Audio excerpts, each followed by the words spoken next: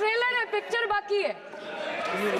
अध्यक्ष महोदय, मैं आपसे ये बोलना चाहती हूँ कि वो बंगाल के हक के लिए यहाँ पे सवाल उठाने आई थी, वो बंगाल के लोगों की बात रखने यहाँ पे आई थी, लेकिन उनका माइक ऑफ कर दिया गया। आपके माध्यम से मैं इस सदन में उपस्थित वहाँ जो बैठे हैं माननीय सदस्य, कोई भी घटना को सर एक लाइन आपका डिलीट करेंगे सर, एक लाइन सर, मैं यही बताना चाहती हूँ कि बंगाल के लोगों का आगे जाके बंगाल के लोग आपके पार्टी की माइक ऑफ कर देंगे। बस एक चुनाव बाकी है, आप देख लीजिएगा।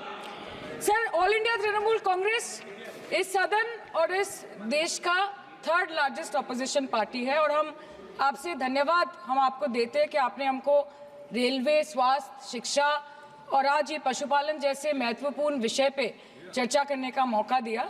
लेकिन तृणमूल कांग्रेस आगे जाके देश के हर महत्वपूर्ण मुद्दे पे बात करेगा, चाहे वो चीन का अनैतिक रूप से इस देश में प्रवेश हो या वो 700 से ऊपर आंदोलन जीवी किसानों की माननीय सदस्य, आप पहली बार बोल रही हैं, मैं आपको हस्तक्षेप नहीं करना चाहता, लेकिन जिस अनुदानों की मांगों पर चर्चा सर अभी आ रहे हैं, सर अभी आ रहे हैं।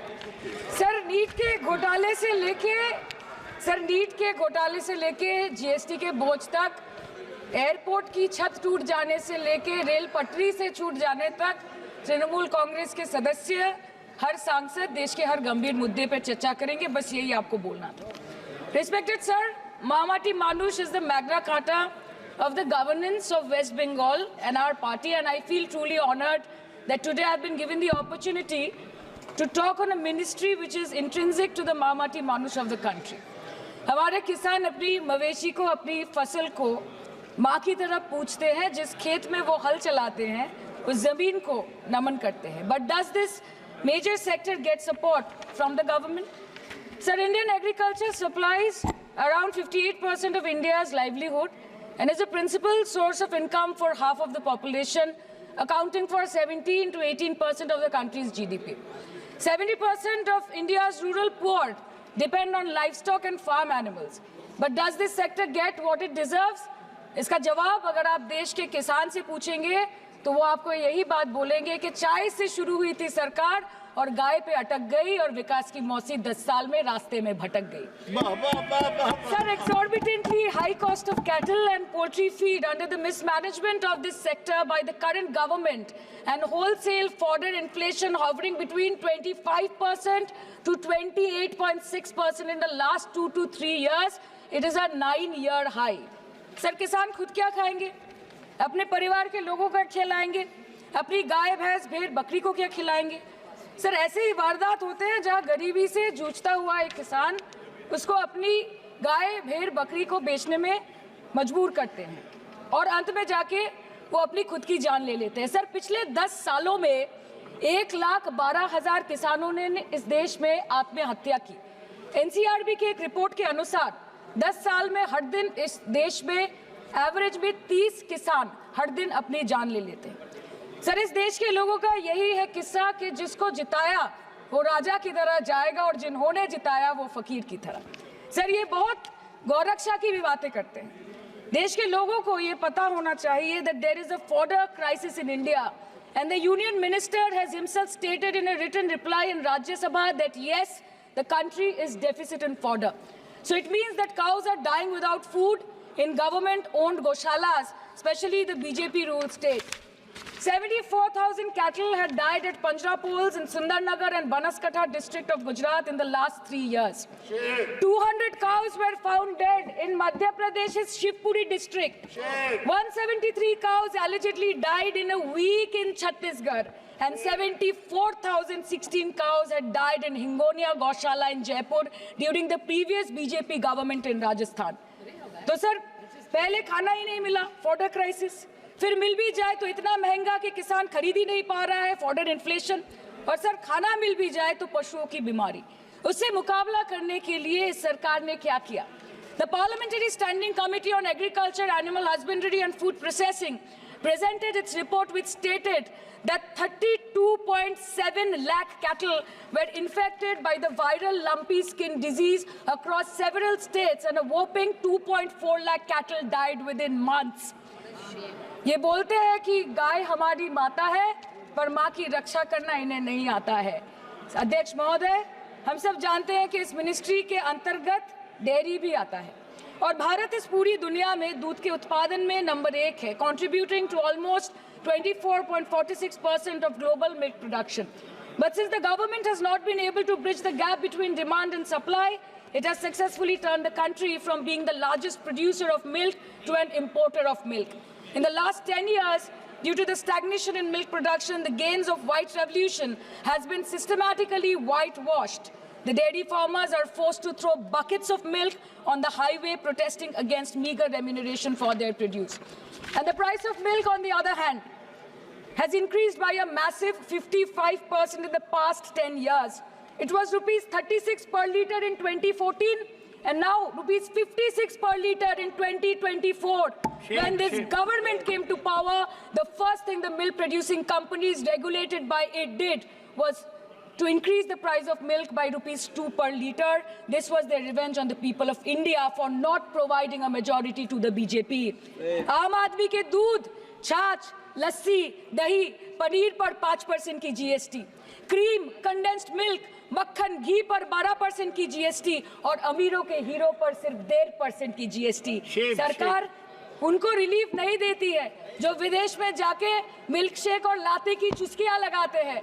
ये सरकार उनको रिलीफ नहीं देती जो आम आदमी 2 पैकेट दूध खरीदने से पहले 10 बार सोचता है। सर, बचपन से हम सुनते आए थे कि संडे हो या मंडे रोज खाओ अंडे। India rank 2nd in egg production in the world और अंडे का फंडा यही है सर कि भारत के बच्चों के किस्मत में महीने में एक अंडा नहीं मिलता। मिड डे मील के चलते हफ्ते में अगर एक आध अंडा मिल भी रहा था तो कहीं धर्म के नाम पे तो कहीं महंगाई के चलते उसे बंद करने की मांग उठ रही है। Sir, more than 50% children under the age of 5 suffer from chronic malnutrition in the country and roughly 17% children are underweight, and yet most BJP ruled states do not serve eggs in midday meal scheme. This is the example of Poshan Kal in India. Sir, अंत पे आते हैं मच्छी पे। आप लोगों को ज्यादा पसंद नहीं, पर हम क्या करें, हम तो माछे भाते बंगाली है, हमको तो बोलना ही पड़ेगा। And not to forget that 2.8 crore fisher folk are employed directly in catching fish in the country and millions are employed in the value chain of selling fish and aquaculture. India stands 3rd in the world in the terms of fish production, contributing to 8% of global fish production and ranks 2nd in aquaculture production. The PM talks about blue revolution, but this government has allocated only 0.045% funds out of the total budget for the flagship scheme, Pradhan Mantri Matsya Sampad Yojana. Even after this meager allocation, they did not utilize 39% of the funds, and in 23-24, they did not utilize 24% of the funds allocated. और sir, भले ही सरकार को मणिपुर शब्द से allergy हो, but the fact remains that 1.5 years of lack of governance in the state has led to endangering of the fish species in India's largest freshwater body in Manipur, the Loktak Lake. So the government has to generate employment opportunities, investment in areas such as exports, post-harvest processing, and import substitution.